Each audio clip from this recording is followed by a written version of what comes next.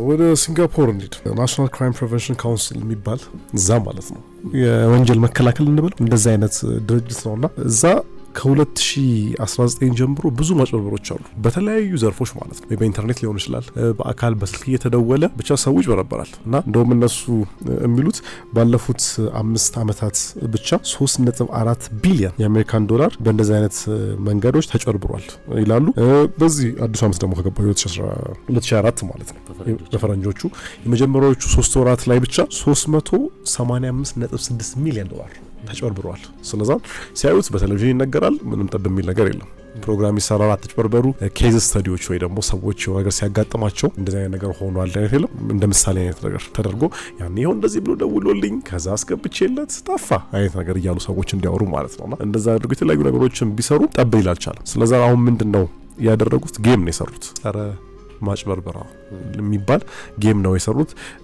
#ጃይም ዘስካምስ ይሉታል ወይ ደግሞ ወይ በእነሱ ያው እንደ አቮይድ እንደማድረግ ይል ወይ ደግሞ ዞር በለው ያን አጭበርባሪ እለፈው የሚል ማለት ነውና ብር ሽልማትም አለው።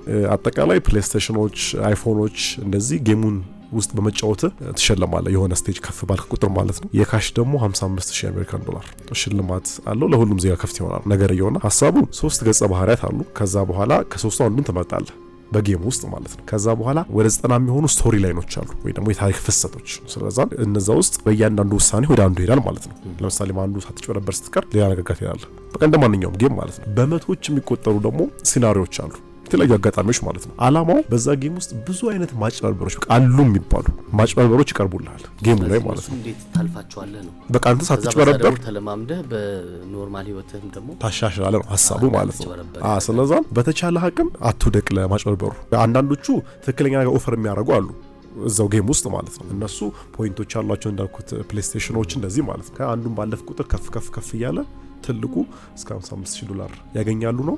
ግን እንዳልኩ እስከ ኤአይ ድረስ የሚደርሱ ማጭበርበሮች ማለት ነው። ትጫወታለህ፣ ገንዘብ ሽልማት አለው።